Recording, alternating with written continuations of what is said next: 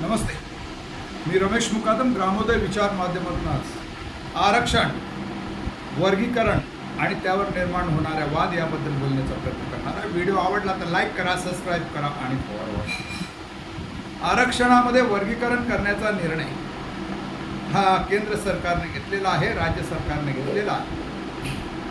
24 साली CG गवई यांनी केंद्र सरकारने आरक्षणामध्ये SC STचं वर्गीकरण करण्याचं घेतलेलं धोरण वैध ठरवलं आणि त्यामुळं आरक्षणामध्ये SC STच्या आरक्षणामध्ये उपवर्गीकरण करण्याचा निर्णय महाराष्ट्र सरकारनं घेतलेला आहे आणि त्या दृष्टीने त्याने एक वैधानिक समितीची स्थापना केली आणि त्या वैधानिक समितीची मुदत फक्त 15 तारखेपर्यंत ठेवल्यानंतर बौद्ध धर्मीय लोकांनी या संदर्भात नाराजी व्यक्त केली आणि आंबेडकर जयंतीच्या उत्सवानिमित्तानं बौद्ध जनता कुठेतरी संविधानकारक डॉक्टर बाबासाहेब आंबेडकरांच्या जयंतीमध्ये इन्व्हॉल्व्ह होत असल्यामुळे सदरच्या समितीला मुदतवाढ मिळावी म्हणून बौद्ध समाजातर्फे विरोध प्रदर्शन करण्यात आला. त्यानंतर या समितीला मुदतवाढ देण्यात आलेली आहे आणि 30 तारखेपर्यंत वैधानिक समिती जी महाराष्ट्र राज्य सरकारनं निर्माण केलेली आहे त्या समितीला 30 तारखेपर्यंत मुदतवाढ देण्यात आलेली आहे आणि बौद्ध धर्मीय मंडळींना किंवा आरक्षणवादी मंडळींना आता उपवर्गीकरणामध्येच्या संदर्भात काही सूचना करण्याचं आवाहन करण्यात आलेलं आहे. उपवर्गीकरण म्हणजे काय? SC STचं उपवर्गीकरण करणं म्हणजे अ, ब, क, ड अशा 4 श्रेणीमध्ये ज्या काही बौद्ध समाजाच्या जाती आहेत, मागासवर्गीयांच्या जाती आहेत, 56हून अधिक काही जाती आहेत, तर त्याच्यात महार आणि मातंग अशा 2 भागामध्ये विभाजन करायचं आणि त्यानुसार नोकऱ्यांमध्ये कोणाची किती प्रगती झाली आणि त्या दृष्टीनं मग आरक्षण द्यायचं असं जे काही केंद्र आणि राज्य सरकारचं धोरण चाललेलं आहे हे संविधानाच्या दृष्टीनं अत्यंत चुकीचा. जो निर्णय मंडल कमिशनच्या संदर्भामध्ये आर्थिक निकष, क्रिमिनल नॉन क्रिमिनल भूमिका सुप्रीम कोर्टाने ठरवली आणि OBCच्या आरक्षणाला बाधा आणली, तशाच प्रकारे ST SC आणि ST समाजाच्या आरक्षणामध्ये बाधा आणायची आणि मातंग आणि महार समाज यांच्यामध्ये वाद घडवायचा हा प्रयत्न केंद्र सरकारचा आहे, मधुवादी सरकारचा आहे.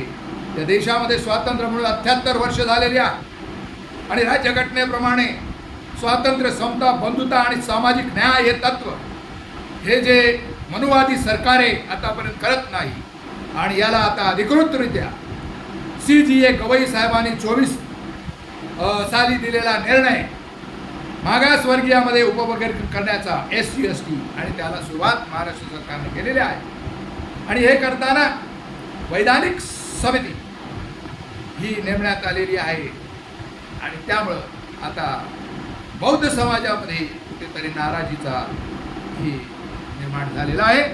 कारण हे वर्गीकरण करणार म्हणजे काय? 4 विभागामध्ये हे वर्गीकरण होणार, अ, ब, क, ड श्रेणी देणार आणि बौद्ध समाजाची जी काही लोक शिकलेली आहेत त्याला काही थोडाफार लाभ मिळालेला आहे त्यामध्ये वाद निर्माण करणार आणि यासाठी जी काही भूमिका आहे ती चुकीची आहे. तसं म्हटलं तर घटनेमध्ये वर्गीकरणाचा वगैरे निर्णय म्हटलेला नाही. वैधानिक समिती जी आहे आणि संविधानिक समिती जर खरोखर अशा काही निर्णय घ्यायचा असेल ते घटनात्मक निर्णय आहेत. वर्गीकरण करणं हे केंद्र सरकारची भूमिका आहे, पण असं असताना महाराष्ट्र सरकारच्या देवेंद्र फडणवीस सरकारने ही जो काही निर्णय घेतलेला आहे वैधानिक समिती नेमणे, संविधान समिती नेमलेली नाही आणि कुठेतरी समाजामध्ये जातीमध्ये भेद निर्माण करायचा हा प्रश्न आहे.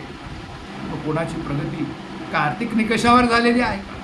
राजघटनेमध्ये जो काही मागासवर्गीयांना दिलेला जे काही जागा आहे, सामाजिक समता, जो समाज सामाजिकदृष्ट्या अप्रगत आहे, जो समाज राजकीयदृष्ट्या अप्रगत आहे, जो समाज आर्थिकदृष्ट्या अप्रगत आहे, अशा 3 कसोट्या लागल्यानंतर कुठेतरी हा राखीव कोटा दिला जातो आणि राखीव जागा निर्माण केल्या जातात.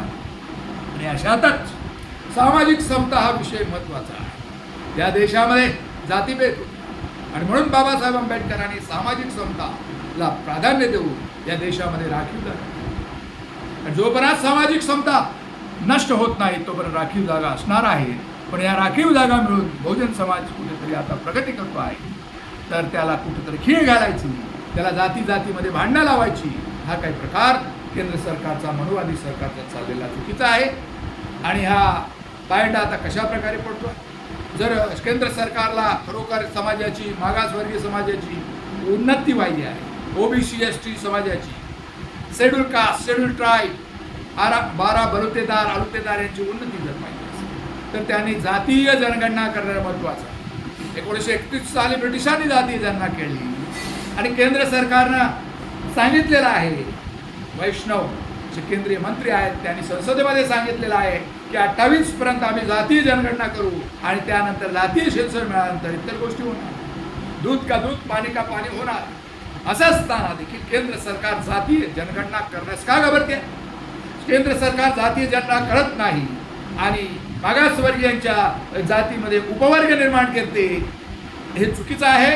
केंद्र सरकारची जर प्रामाणिक इच्छा या देशातील मागासवर्गीयांची उन्नतीसाठी किंवा शोषित, दलित, पीडित लोकांची उन्नती करायची असेल तर त्यांनी जातगणनेला महत्त्व दिलं पाहिजे.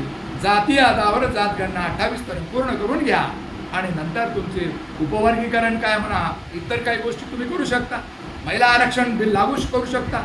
पण असं न करता कुठेतरी मतांसाठी, कुठेतरी जाती जातीमध्ये भेद करण्यासाठी, कुठेतरी राखीव जागांना खो घालण्यासाठी हा प्रयत्न आहे. कारण उपवर्गीकरण हे राज्यघटनेमध्ये नाही, सुप्रीम कोर्टाच्या मध्ये हे टिकणार नाही. परंतु काही जज जे शासनाच्या आदेशाप्रमाणे वागले, मग गवई वागले, जे आंबेडकरीवादी आहेत त्यांच्या खांद्यावर जुगार ठेवून निर्णय घेतला आणि त्यामुळं समाजासमध्ये फूट पाडण्याचा प्रयत्न केलेला आहे.